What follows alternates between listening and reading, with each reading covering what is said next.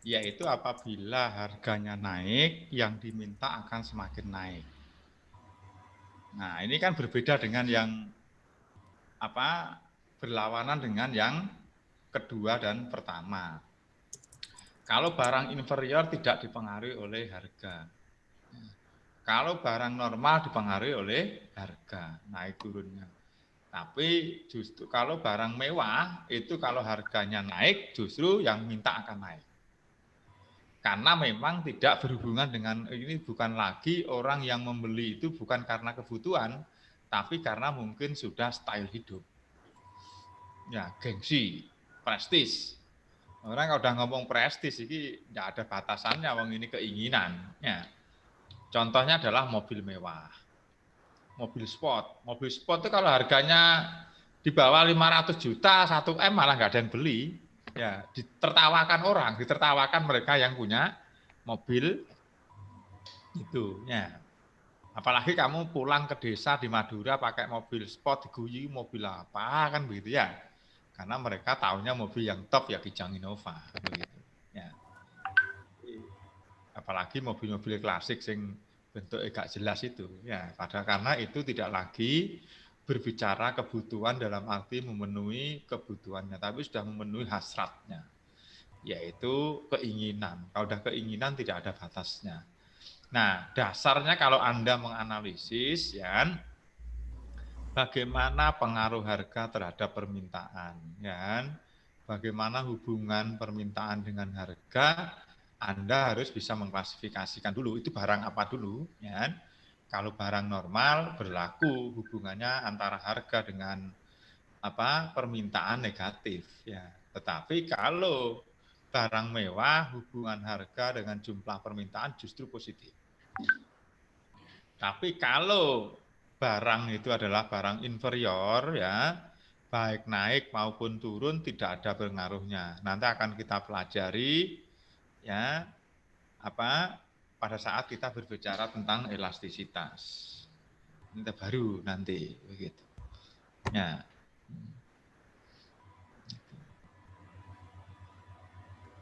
Jadi itulah yang kalau Anda menganalisis, hati-hati jangan dicampur adukkan. Ya. Apalagi seperti tadi kalau Anda menganalisis harga dan kuantiti yang dibeli ya berhubung seperti iPhone dengan Xiaomi tidak bisa Anda bandingkan.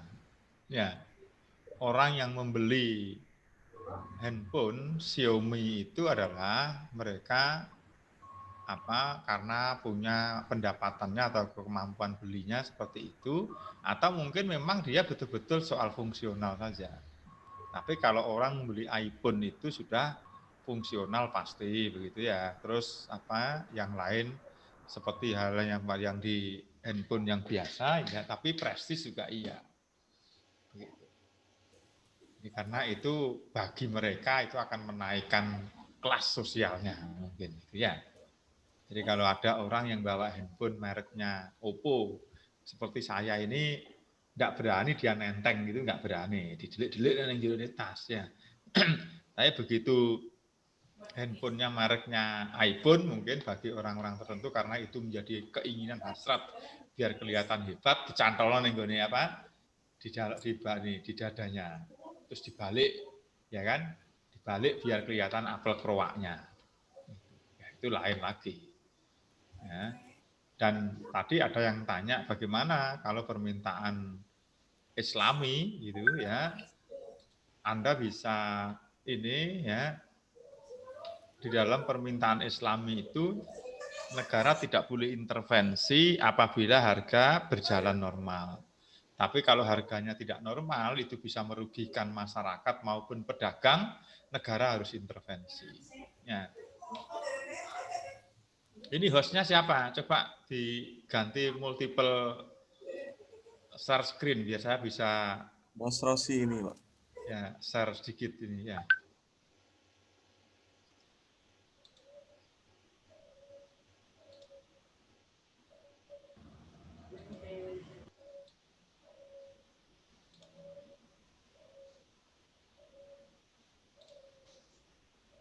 Nah, Bapak.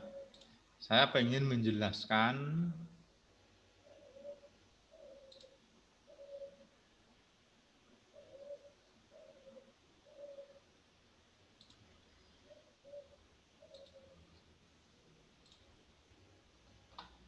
nah, saya langsung ke sini aja. Ya. Jadi coba ini di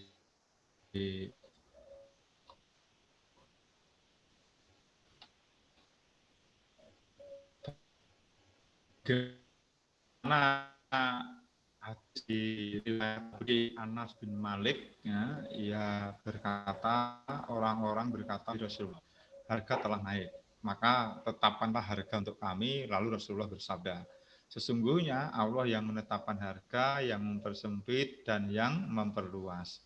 Dan aku berharap bertemu dengan Allah dan salah seorang dari kalian menurutku karena kezaliman dalam darah dan harta. Jadi penetapan harga itu kalau tidak hati-hati ya itu bisa menzolimi darah dan harta manusia. Nah, kenapa begitu? Ya, coba Anda lihat. Ya. Ini apabila di titik E0 ya, ini adalah harga normal. Kita abaikan dulu yang apa? Kurva penawaran, yang kita lihat yang kurva D ya. Kemampuan beli masyarakat adalah di posisi P0. Jadi ini adalah harga yang normal, masyarakat bisa membeli sesuai dengan kemampuannya dan kebutuhan masyarakat terpenuhi. Coba kita lihat apabila negara, ya pemerintah atau siapa saja menetapkan harga menjadi P1. Apa yang terjadi pada saat harganya naik ya menjadi P1 ya, akhirnya yang dibeli masyarakat sebesar Q1. Ini dengan asumsi pendapatan masyarakat tidak berubah. Jadi hanya terjadi pergerakan di kurva permintaan. Akhirnya kalau Anda lihat diselisihkan Q0 dikurangi dengan Q1, itulah yang tidak mampu dibeli oleh masyarakat.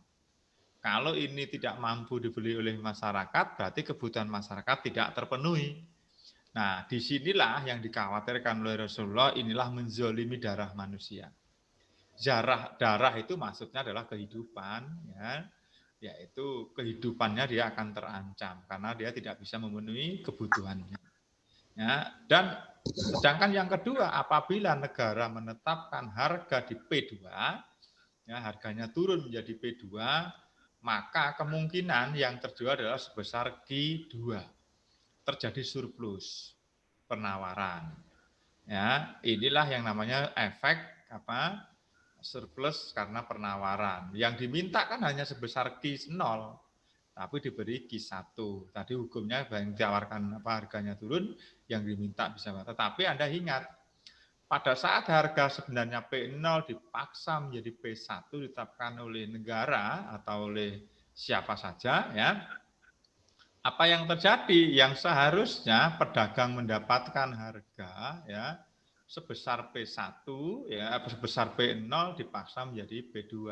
Disinilah mendolimi harga harta manusia karena pedagang mestinya dapat keuntungan dengan harga P0 menjadi P1. Ini mendolimi harta manusia. Nah, sekarang fungsi negara adalah apabila harga normalnya adalah sebesar di P0, tugas negara adalah menurunkan harga menjadi P1 menjadi P0. Apabila harganya rendah menjadi P2, tugas negara adalah menaikkan harga menjadi P0. Nah, disinilah ya negara itu boleh intervensi dalam rangka untuk menormalkan pasar. Jadi kalau Anda ditanya bagaimana harga dan penawaran permintaan perspektif Islam, ambillah salah satu dalil yang paling kuat yaitu dengan menggunakan dalilnya hadis riwayat Abu Dawud itu. Ya, tapi dulu mungkin kita karena nggak pernah menganalisis dengan kurva penawaran dan permintaan, hadis itu kan hanya gimana ya mendolimi darah dan harta manusia itu. Tapi ternyata dengan kurva penawaran permintaan, hukum penawaran ya hukum permintaan yang dijelaskan oleh Abu Yusuf kita bisa menjelaskan dengan ilmu kekinian, yaitu ilmu aljabar, itu namanya ilmu matematika itu. Ilmu matematika garis lurus yang menemukan juga orang Islam. Nah, itulah mestinya ya bagaimana kita menganalisis. Kalau kita menganalisis ekonomi Islam, hukum penawaran permintaan, ya kita bisa pakai norma ya atau hukum yang telah dijelaskan oleh Abu Yusuf dalam bukunya Kitab Al-Kharat. Ya, dalam kitabnya Al-Kharat. Di situ Abu Yusuf juga menjelaskan bagaimana dampak kenaikan harga produksi terhadap harga. Jadi kalau harga biaya produksinya naik, ya otomatis harganya akan naik dan itu akan terjadi gejolak pasar kalau bahasanya Abu Yusuf. Karena harga naik, apa yang terjadi kalau masyarakat ini tidak naik pendapatannya, ya, maka akan menjadi masyarakat menjadi tidak memenuhi kebutuhan, menjadi miskin. Nah, disitulah ya kalau Anda dibaca bukunya Abu Yusuf di kitab Al-Kharat itu bagaimana negara meningkatkan pendapatan dari penerimaan, ya salah satunya adalah Kharat itu kan sebenarnya pajak untuk pertanian, ya yaitu sewa lahan pertanian, ya itu bagi mereka petani-petani yang subur, ya makanya dalam kitab Al-Kharat itu akhirnya membedakan antara tanah yang pertaniannya subur dengan tidak subur, biaya sewanya berbeda. Ya, itu adil kan? Kalau yang tidak subur panennya setahun sekali, masuk disamakan dengan yang setahun 3 kali. Itu tidak adil. Ya, makanya harus disesuaikan bahasanya orang sekarang, pajak itu disesuaikan dengan produktivitas dari aset. Semakin produktif boleh ditarik lebih tinggi dibandingkan mereka yang tidak produktif. Begitu. Makanya itu dipraktekkan di dunia modern itu adalah pajak progresif. Kalau pendapatannya sekian sampai sekian, pajaknya sekian. Kalau naik lagi dia terus naik, terus naik. Termasuk Anda paling gampang kan pajak progresif kendaraan. Ya. Kalau orang sudah beli mobil kedua, dia kena pajaknya 2%. Beli mobil ketiga dia kena 3%. Tetapi kalau Anda beli mobil untuk kepentingan perusahaan atas nama PT, CV, tidak ada progresif. Itu sebenarnya dari Islam sebenarnya, ya kan? Hanya memang mereka tidak pernah menelusuri bahwa itu dari Islam. Ya, itu yang bisa sampaikan. Mungkin ada pertanyaan, ayo silakan.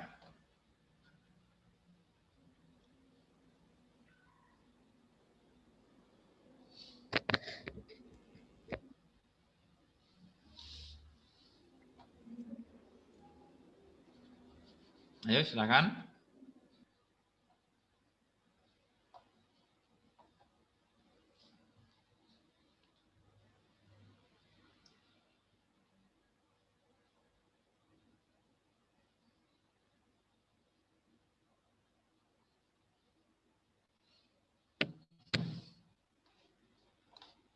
Pak Firly ada pertanyaan?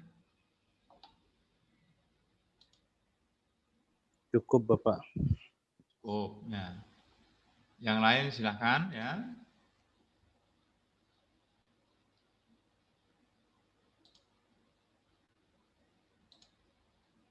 Kalau tidak ada, kita akhiri kuliah kita. Ya.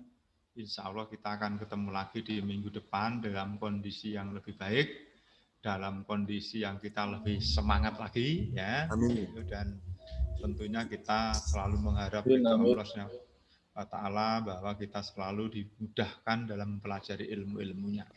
Ya, dan semoga ilmu yang kita pelajari memberikan kehidupan kita menjadi lebih baik di masa-masa yang akan datang.